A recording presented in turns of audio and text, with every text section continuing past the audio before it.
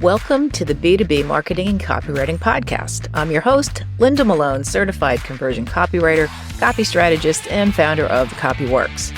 Join me each week as I speak with experts in the fields of marketing, copywriting, decision-making, psychology, and more, all with one goal, to help you attract your ideal customers and inspire them to take action.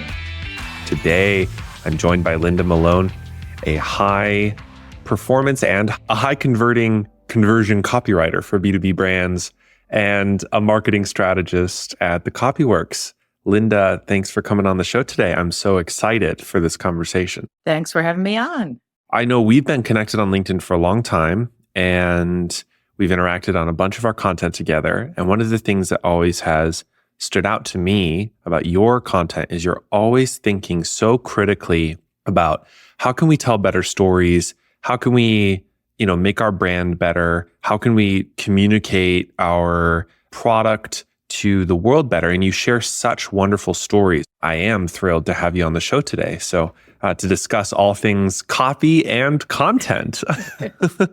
Yeah, it's going to be fun. There's a lot to unpack, that's for sure. Yeah. So for the uninitiated, and I don't even know if I could answer this question, what is the difference between copy and content? It's interesting because I get this question so much, even from people who are in marketing. There's a little bit of an overlap, but in general, content is copy, or it's articles, blogs, anything that is written to entertain or inform, where copy has a purpose, where it's to inspire people to take action. And so typically it's to inspire people to buy something, but not necessarily. It could be to sign up for something.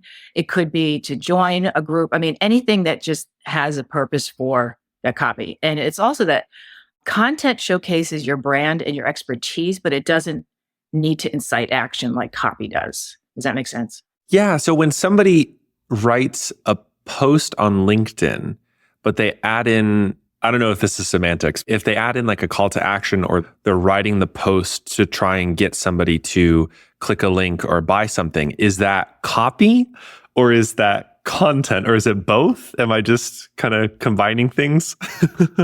I think it's sort of that blurred line, it's because there is overlap. There's no distinct. I mean, the thing is, when you hire a copywriter, because you want to get something done. And usually it's to sell, increase revenue, that sort of thing. When you hire a content writer, it's usually people will look for someone to write blogs for them or informational articles on the site. So, LinkedIn could be either one, LinkedIn posts. It's usually a combination. Most of the time it's content more than copy, though. The thing I hear with a lot of marketers is, obviously, everybody has a content strategy now.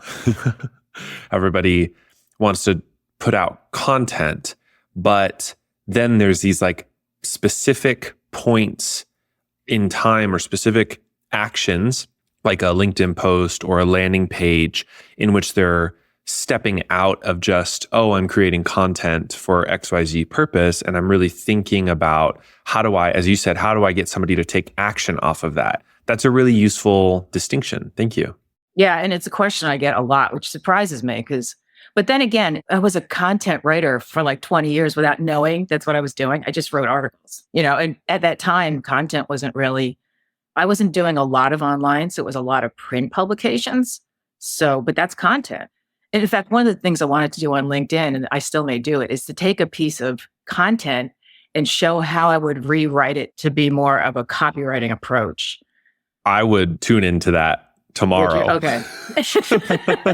Because I was thinking of that. But yeah, I could do that. And that would make it really clear what the different approach would be. Let's talk about content for a second, and then we'll talk about copy.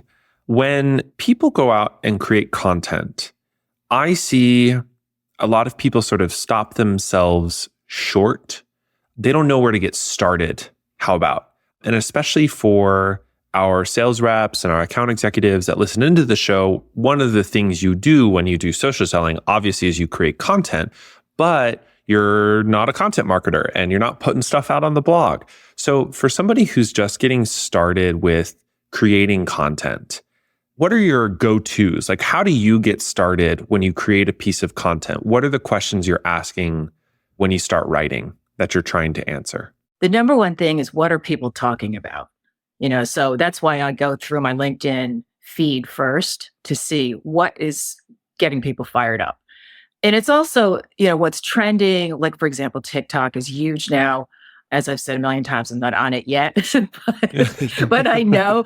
I mean, it's such a huge topic. So anything to do with TikTok, anything, that's my number one approach would be that. Or I use Shield Analytics for my LinkedIn post. So I will see what had the most views, what had the most activity, and then maybe do something related to that, or just, use that kind of as a launching point.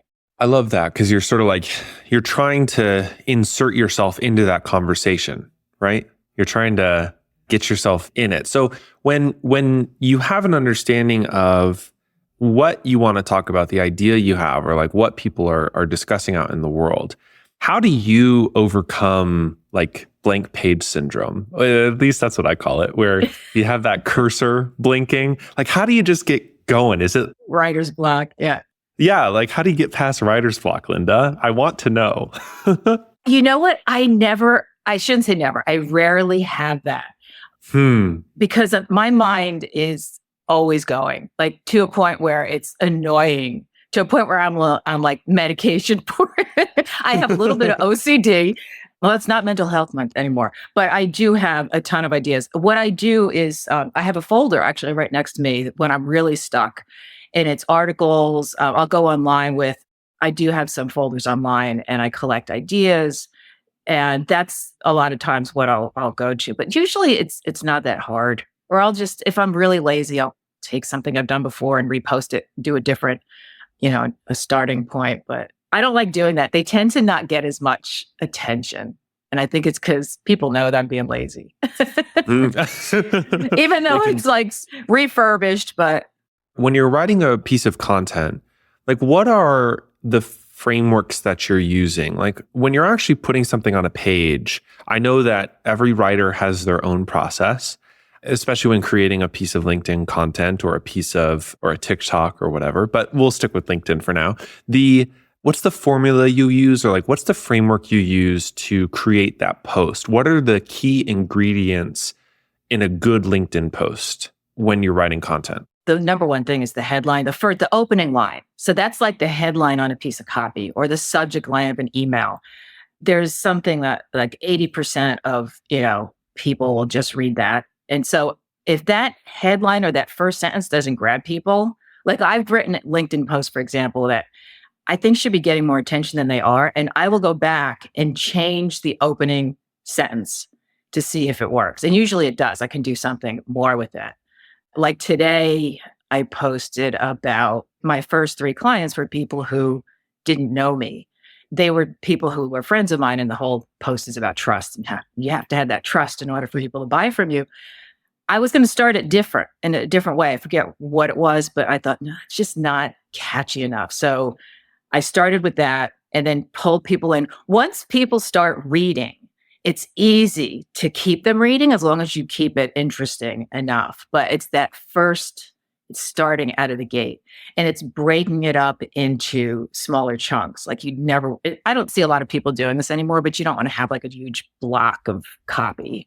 With shorter sentences, vary the sentence length. And this is one thing I see a lot is people use usually it's a run-on sentence for a whole paragraph. And then it's another run-on sentence. But you break it up with short sentences, because that's the equivalent of talking in a monotone. It's like blah, blah, blah, blah, blah. But, it's the same. Someone I knew years ago who was a musician, he says, your copy has a good beat to it. Like there actually is a rhythm to your writing. And so you want to vary the sentence length. Sometimes even just a single word is enough to stand on its own. So just give it like a visual appeal as well as the reading appeal. I love the idea of that rhythm too, that you're not just trying to break up sentences. You're thinking like, how does this sound out loud? And even like reading it to yourself. Does this work? So it's not just Charlie Brown's teacher. Wah, wah, wah, wah, wah. Yeah. Exactly. Yeah. I agree with you. I don't think we see that much anymore, but it's a good like gut check to have. So obviously, as a copywriter and somebody who specializes in direct response, I'm sure that you think and work a lot on like getting somebody's attention. So what are your pointers for like writing that headline, that hook that get people to stop scrolling? Like, are there things you found that work really well, or are there like go-tos you have to say, here's how I'd start this first sentence and to really get somebody's attention? I think the most effective thing is to say something controversial or something that goes against what people would think. One of my viral posts, this wasn't actually controversial, but it was intriguing. I said, a few years ago, I was $42,000 in debt. I mean, who's not going to read that? Like, what in the world happened? And that was about how I spent all this money on courses and I got into, a lot of trouble, and then how I pulled out of it and what I learned from it. So a surprising fact, a startling question, like another that my viral post on the F word, like it was a poll and I had 100,000 views on it. I just asked people, is profanity, actually I started the post, I said F bomb and I put the bomb little emoticon on it. And I said, is it appropriate for marketing? And I rattled a lot of cages with them. I mean, to the point some people said, this is the dumbest question I've ever seen on LinkedIn ever. But they commented, so I didn't care, and it got a lot. The result was that, yeah, it's usually not appropriate. But so you ask a startling question, or it's about telling a story that a lot of it's testing too. It's like, what are other people doing? It's usually somewhat controversial though. It goes against what you would think. I think is probably the biggest tip I can give. I was even thinking about like every morning I do engagement strategy. So I'm always scrolling through just the feed for a little bit to see what people are posting and liking and engaging on some stuff. I think you're dead on though. Even the posts that aren't, I don't know, taking a controversial point of view on something, like they're disagreeing with the industry, they're at least their first sentence is always something that's like an attention grabber or breaks my expectation of what that first sentence should be of the post. And I do always stop scrolling when I think about now, I may not always comment, but I at least stop scrolling and think, oh, do I want to read more of this? And most of the time I do. So yeah, something to really, that's such a good starting point to think like, how can I get somebody to stop scrolling? What's going to grab their attention? And based on too, what you brought up of like all of the listening and thinking, oh, like what are people talking about anyways, and how to insert yourself into that. It's not always easy. I'd probably take more time. Well, even if like, I really don't do direct response ads as much as I do like the difference, just to real quick side note. So direct response would be an ad that you see anywhere that addresses anyone, like a Burger King ad. I mean, they're not taking into account, who's looking at it. It's out there. And so what I do is more geared to, the client's specific audience. And so it's geared to convert, and there's a whole decision-making psychology background behind it and everything too. So it's a little bit different. But yeah, when you come up with a headline like that, it's almost like you are creating an ad for your post. Yeah, you have to stop people because I mean, there's so much now, they say there's 2-3% of people post on LinkedIn that are actually LinkedIn. There's a ton of content on LinkedIn. So I find that's hard to believe. But yeah, how many do you actually stop? I go through and I see if there's somebody I know just to support them. If nothing else, I will stop, and just leave a comment. I say, oh, Morgan Smith comment, left a post, a better comment because I know it's going to be something good. But yeah, that's the other thing is that you know people and you'll stop to comment or look at what they post.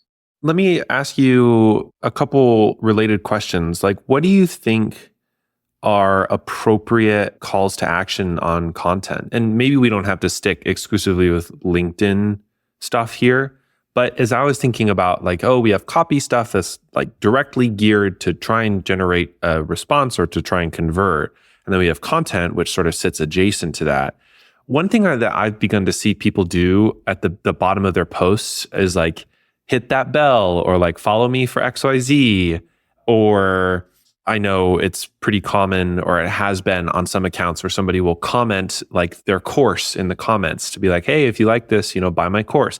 Do you think that, I don't know if the right term is appropriate, but like, do you find that those things perform well Or do they underperform because we haven't like written the content with that goal of conversion in mind, and we're sort of just slapping on something at the end of it to try and get somebody to do something? I don't know if you have a perspective on that. I don't, but I'm curious myself because I think a call to action on LinkedIn should be something that's free. I mean, but that's just me. I'm sure there's people who do, really well selling courses. I usually ask for engagement on my podcast because I am trying to build that audience. And that doesn't cost anybody anything. Like, I'd like to ask some people who are doing that how I did ask one person who always posts, and it's for his newsletter. I said, do you always add this onto your post? And he says, I do it every single post, and it really helps me to build my subscriber list. I mean, again, it's free. I don't know if you're selling something, if it would, I think people might be a little turned off. I mean, speaking for myself, it's like, I don't know. I don't really come there to buy anything. I want to see what you're up to. I mean, is that just me? Yeah. But I think you're onto something with like building that permission first. And like, what are people's expectations on LinkedIn? I would expect that somebody would be, it's a lot less to ask somebody to follow because that's free, or engage in a podcast because that's kind of a one link click, or to sign up for a newsletter if the content like resonated with you. I think I'm maybe in the same school of thought with you where I kind of raise my eyebrows. We did a couple of tests on some of the paid like call to action, like, hey, buy this sort of thing. And it didn't do much for us. I'll be honest. I think I remember. Yeah. Cause I did see that you had a course, there was something, cause I did click on it and I looked at it and there wasn't anything that I just didn't know if it was something I needed. So I didn't, do anything. Exactly. And that's where it's like, unless you have it like really strategically thought out, I don't know. It just seems easier to make free calls to action and help people get to know you more. Sometimes, yeah, I was just going to add, sometimes it's frustrating. We talk so much about, providing value. And then I sometimes get tripped up with, well, at what point do you ask for something? Like in copywriting, there's this general rule with email sequences that it's 1, 2, 3 value emails. And then the fourth one is an ask, because research has shown that after that, people really drop off if they're in an email sequence. Like after the fourth email, they tend to just not open them any longer. So you really have to get people at that point. So, LinkedIn isn't like that. It's not a sequence. I mean, it's people voluntarily decide what they want to read. But I wonder, how that would work. I don't know. Sounds like we have a research project to conduct. I was about to say, we got to go do some experiments now. You're getting my brain juices flowing. That's great. So honestly, the thing that just came to me as you were speaking is to sort of back out a little bit and think about copy and content in general. So I know you've worked in a ton of industries and you've only hinted at your background so far in this interview. What are some of the common mistakes that you see companies or people make when it comes to creating content or creating copy for their marketing efforts? Like, what are the things that always seem to pop up that you just kind of shake your head at and say, if only they knew better? There's a big one. And this is something I've seen over and over again, is that companies don't have a solid value proposition. So this is what differentiates them from their competitors. And I've been wrestling with a couple of, new clients just trying, because I have a value proposition audit that I do. And that, when I do that for a client, it forms the basis and foundation for everything I write for them. If they decide to skip that step, which now I've made sort of a lighter version of it, but it's so much harder because I'm still doing all the research, but I have to piece it together in a different way. There's just not enough. And I just went through this with a client, and it was more meetings than we should have had to have, to get the voice right, because we skipped that step. So, and a lot of times companies either don't think it's important or they think they have it nailed down when it's something that has come about through a brainstorming meeting within a boardroom without any outside. It's like, oh, this sounds good. And somebody else says, oh, well, let's do this and let's tweak it this way. And like, everything should be based on what your customers and potential customers or clients have said. in order to create that. And then just overall, it's kind of a offshoot of that is not knowing what their customers really want and what are their challenges. Because if you're this is a constant thing I see, is that when you're in a company, you have just a myopic view of what your customers are thinking. And, we say this all the time in LinkedIn, you've got to talk to your customers. And it's hard because people don't want to talk to you. I mean, in general, they don't, right? Like usually when I want to interview customers, I will ask for 12 contacts. And if I get 3 people to talk to me, that's a good number because people are busy. What's in it for them sort of thing. I mean, you can offer like an Amazon gift card, but a person's time is more valuable than anything that you're going to really put a $25 gift card on for the most part. But they might do it if they feel like, all right, this is really important to them. I'm going to do it. Yeah. And then not using data to decide your content strategy too is a big thing. And not tracking the results or the performance. This I find a lot with startups or new companies. They don't have any data yet. You say data or data? I think it's data. Both. I'm okay with both. I'm not a stickler for those things. Well, numbers, what is working, what's not working, or they rely too much on SEO. SEO is important, but when you have a site that's written completely based on SEO, it's really obvious because I know I just redid somebody's site who had hired an SEO copywriter and the same phrase appeared over and over and over. But what happens is, Google attracts you to the page. And then what happens when you get there? If the copy isn't conversion, slanted or conversion optimized, they're not going to do anything once they get there. So it's like, okay, great. Google, let everyone know we're here, but then what? That's so interesting on that last point as we sort of dive into the more copy side, which is that, content gets eyeballs. And if we think of SEO optimized blogs and pages as sort of the content angle of putting yourself out there or LinkedIn posts or whatever. But then it sounds like that there are specific steps that you need to take that are different than the processes you're using to create content in order to make those landing pages, those home pages, the whatever else generate a direct response at like a high percentage. And what are those things? Tell me, Linda. I want to know the secrets of the universe. I don't have that, but I could tell you a little bit about copy. Well, the whole thing with conversion copywriting is that I take into account the reader's level of awareness. So this is where are they in their decision-making journey. So in other words, I always use the analogy of a fitness person. So somebody who's out of shape doesn't care about getting in shape. They're just not concerned. They want to eat what they want to eat. They're unaware. Okay, so that's an unaware person who just doesn't care. A pain-aware person, which is what most people come to a site for. They know that they need to do something. They don't know what the solution is. They don't know who can give it to them, but they're starting their search. And the third one is, now I'm going to confuse all the awareness. There's pain aware, there's solution aware. They know there's a solution. And so now they're shopping. And then product aware, I'm probably messing these up because I have this in my notes. When they know that you have the solution, but they're still not sure if they're the perfect person, if you're an exact fit. And then most aware is when you're the one that I want to pay you to help me with this. And now it's a matter of negotiating. Is there a payment plan? Is there that's where you want to get people. So every page that I write takes into account where they're coming from. So in other words, if it's somebody's coming from a Facebook ad, which a lot of times this is what attracts people to a particular landing page, they are pain aware. So they know, okay, I have this problem. I want to resolve it. And so they're looking.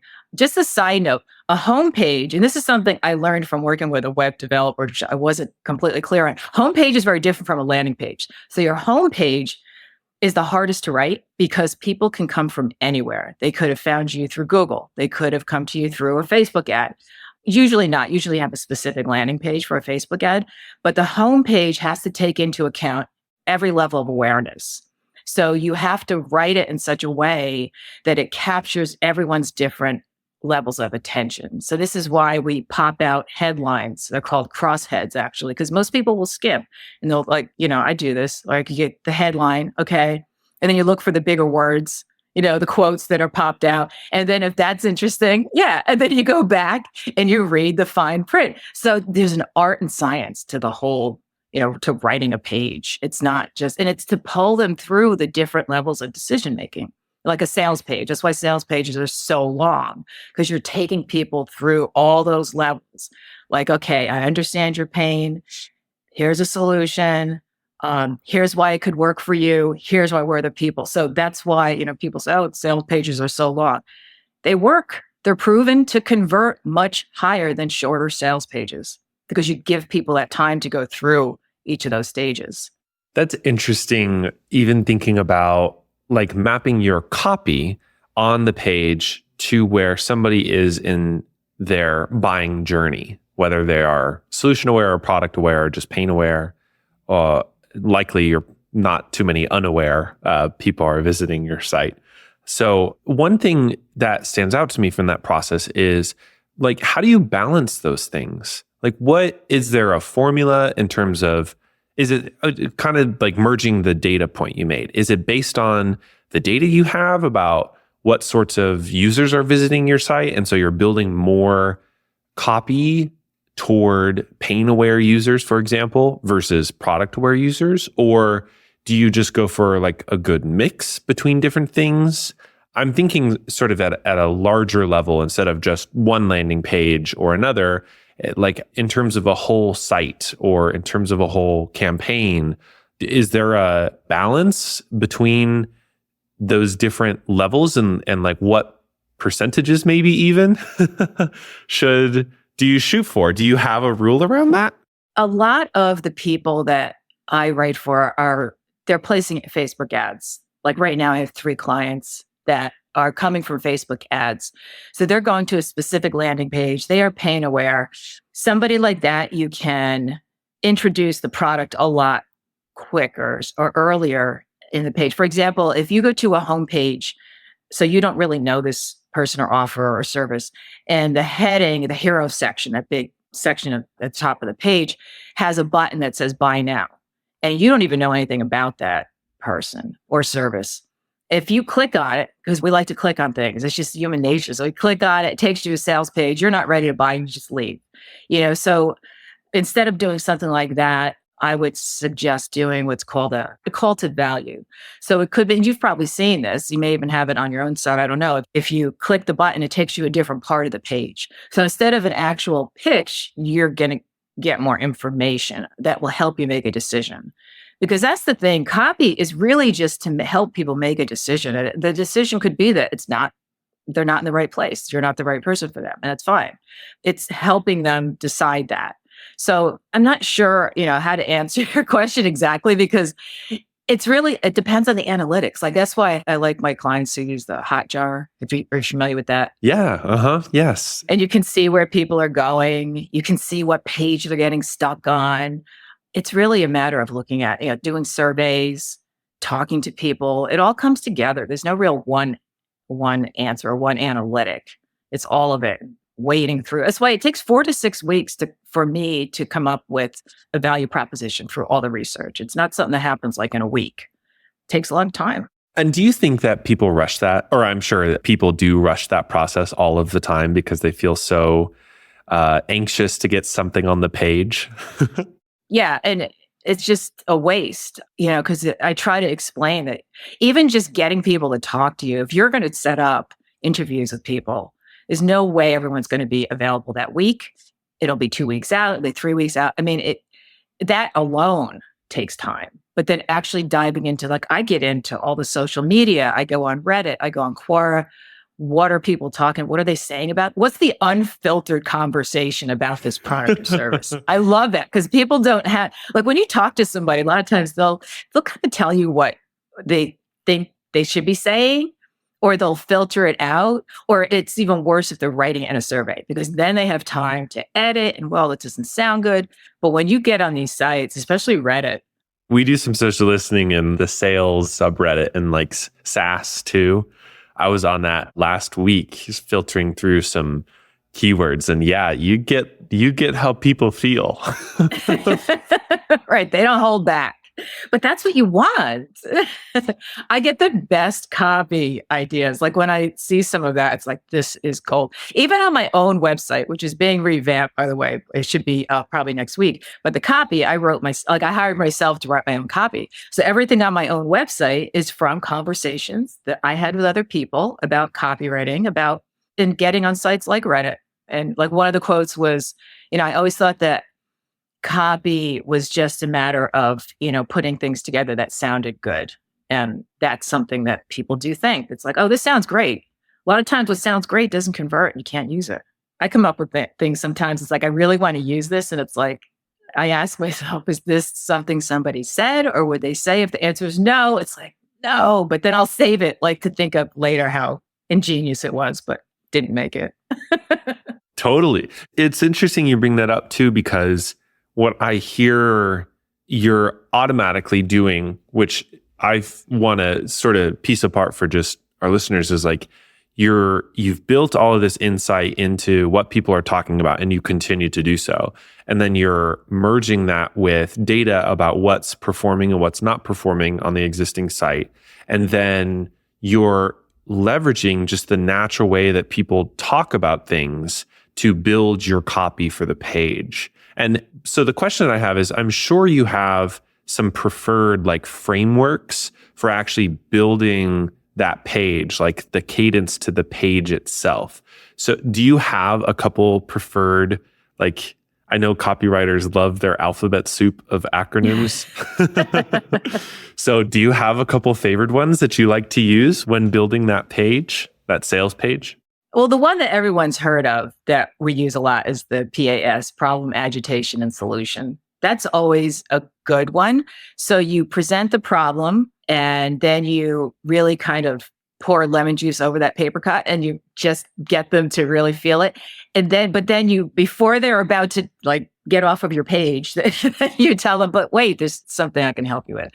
That's the easiest one. And what I like about that framework is you can use it in an email. You can use it in a LinkedIn post. What is it that's bothering people? And then it's like, and then you get into is, I love using specific examples because they tend to be humorous. And even though they're just everyday, it's like the Seinfeld, what they call that, just it's observational humor. It's just observing what people actually do. And then you realize how silly it is sometimes. So you do that, put something observational and then, but you don't have to be like that. You can resolve it. The other one, and this one's used a lot with at SaaS especially, is AIDA. So it's attention, interest, desire, and then action. And that one is really grabbing, and that this can also work for a LinkedIn post. So you grab somebody's attention and then, you make it add interest to it, and desire is you make them, think about what they really want out of it. And then, okay, now here's the action that you need to take. That one's pretty popular. Those two are the most popular. There's like a whole bunch of other ones and acronyms, but I usually stick with those, especially the PAS because it's easy. Yeah, and it's straightforward to use. So are there any, this is super technical, and if you're like, Morgan, I don't know, that's totally fine. Do you have any insight into like the best sorts of calls to action on a sales page? Like, one thing I think about is sometimes people use like direct language, obviously buy now is sort of the classic one on a button.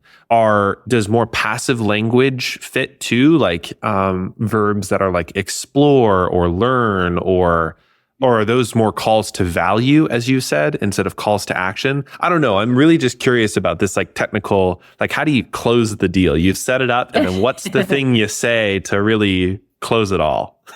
Here's an easy way to remember it that I use all the time is a button should complete the sentence, I want to. So if it's a sales page, I want to buy, there it is, mic drop. But that's exactly what, or I want to, you should learn more. A lot of times people think that's too much work. Like, what do I need to learn? It's sort of a rule that my copywriting coach said, don't say learn, because people hate that. But, on a Facebook ad, that's the only option you have for a call to action, one of the few, and you don't have a choice. But think about, really put into, just think about how you would complete that sentence. I want to sign up for something. Or the other thing is, and this wouldn't fit with that I want to sentence completion idea, but to put it in I want this, like put the word that converts better than leaving it out. So you've seen those call to actions like I'm in, I want this. I'm interested. Right. Those are good ones. And then you test them, see which one works.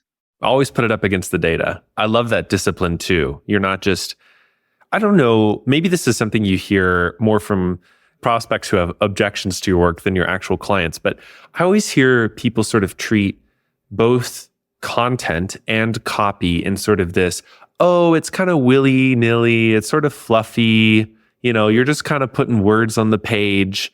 But really you're pointing to like, no, there's a psychological science that drives it all.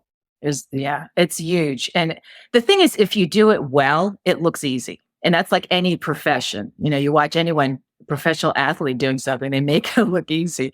And it's like with writing, you don't really notice it unless it's really bad. Like here's an example. This actually made me laugh. There was a Facebook ad the other day that I saw for women's hair extensions. It was like a ponytail extension you could clip onto your head. And the ad said, when he's tempted by other women, you put this, like who in the world came up with that? And people in the comments were hilarious. They're like, because I like reading ads just to see what other people are doing. And somebody thought that was a good idea. And women were saying, really? So he's going to leave you, but he's going to stay because you have his ponytail extension? Seriously? So it's like, clearly there was no research done for that, but it was pretty funny for the wrong reasons. So. Man, that's very, very funny. A great example of, maybe back to the drawing board on this concept. Right. It's a matter of getting your ego out of the way, is what it is. Oh, for sure. Yeah, you have to listen to people as you've been pointing to all today. What are they saying? How can we tailor it to them? I want to ask a question, and I know you may be biased because you are an external copywriter here, but what do you think are some of the pros and cons of keeping copywriters and content writers, I suppose, too, in-house on like permanent full-time roles versus hiring in somebody from the outside to help with the work? I think the biggest advantage, and I've never worked within a company as a copywriter, but the biggest advantage would be to really become enmeshed in the whole culture. Like this is something that as an outside freelancer, it's hard for me because, meetings will happen without me. I always ask, hey, let me sit in. And usually I'll sit in on one or two meetings, but if it's the whole marketing team, I'm not really there every day. So, because even when I work with a client, I work as if I'm working for their company. I take it very seriously and I want to know everything about them more than they even know, so it's easier to do in a way when you're there. But as an outsider, I also have a different perspective and I'm not caught up in the boardroom talk or the things that they assume that I may find out is different. And I can kind of push back in a different way. It's a balance. It's hard. I mean, there's pros and cons to all of it. Obviously, a steady paycheck from a regular gig, I guess would be nice. I don't know what that's like. I've always worked for myself. So it's like, really? People get paid like consistently? Every other week? What is that like? I don't know. That's a strange feeling, Linda. I agree. It hasn't happened. All right. So as we kind of come to the end of the interview, we have our final question around here, our Power Hour question. But before we get to that, I had one more thing that came to mind that I wanted to ask you about copy and content. What do you think are the key ingredients that really make something sing, whether that's like content or copy? Like when you think about really great pieces of content or really effective pages of copy or sales pages or otherwise, like what are the few things you always continue to return to that say, oh yeah, this is going to make it work really well? Do you have key ingredients that you think about all the time? I think personal stories and this was something I just saw on LinkedIn today about just incorporating something that's personal or that people can definitely relate to. And so written conversationally, you don't ever want the person to think they're reading an ad. It should be like reading a book that is just riveting.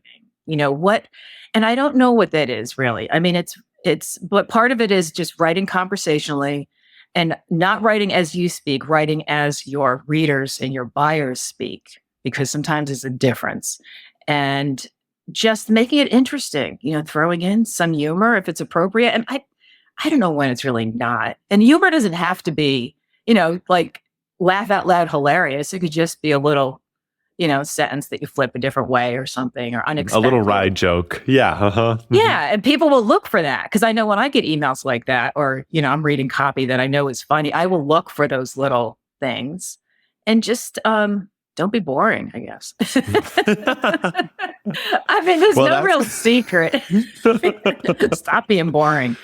Yeah. That's the secret of the universe if I've ever heard one when it comes to content. Don't be boring. There it is. I love it. All right. So last question, our power hour question. As you think about writing really good copy or writing really good content, and you only had an hour to sit down and make the most of that hour, how would you spend that hour, Linda? If I was writing copy or content, I would spend most of it on coming up with a killer headline and just taking it from there. Once I have a headline or an opening sentence, the rest of it just falls into place. It seems to happen. And that's why a lot of times I'll just, how am I going to start this? And then it just comes to me. A lot of that is experience, though. Just I've been doing it for so long that it takes practice. But yeah, that's what I would do. Spend probably 15, 20 minutes or longer on just coming up with the headline. Or if that didn't work, I would start in the middle of the piece and then start with something that I really wanted to write. And then sometimes a headline will come to me, then I'll go back and do the headline. So either way. That's interesting. I like that. Maybe I'll have to use that. I love that insight. Thank you. You can steal it. Yeah. Well, no, it's actually something I think about a lot because I try not to get too routine in creating content. And we create a lot of content here at the B2B Power Hour. And even hearing different ways, oh yeah, take that thought, start in the middle of the post, write what you want to, and then eventually come back to the top and figure out how to package it together is actually super useful. I'm definitely going to steal that. Thank you. I do that with even my own podcast where I will wait until I do the whole interview before I come up with a title for that podcast, because I don't know what that person's going to say that, that would be a selling point, like the headline that people will want to listen. That's great. Thank you for this amazing conversation today. I've learned a ton. I know there's some juicy little tidbits. And so thank you for sharing your wisdom and your experience on content and copy and merging them together and all the blurred lines. So where can people find you if they want to interact with you and follow you and learn from you? Well, definitely on LinkedIn. I'm on there every day. Also, my website, as I said, I'm watching, by the time this comes out, it should be up. The Copyworks, WORX.com. Yeah. And those are the two best places to find me. And my podcast too is, can I promote my podcast? Oh, please. The B2B Marketing and Copywriting Podcast on Apple and Spotify. Take a listen, folks. We love co-promoting shows here and getting other folks to each other's little shows and episodes. So, Linda, thank you again so much for this conversation. It's been great to have you. Thank you. It's been a lot of fun. And that is a wrap of today's episode. I hope you found some actionable advice that you can use to help you improve your copy conversions. And for even more copywriting exclusive tips, be sure to click the link in the show notes to sign up for my weekly newsletter so you don't miss a beat. And as always, if you haven't already, be sure to subscribe. And if you enjoyed this episode, don't forget to leave a review. It really helps me out. Talk again soon.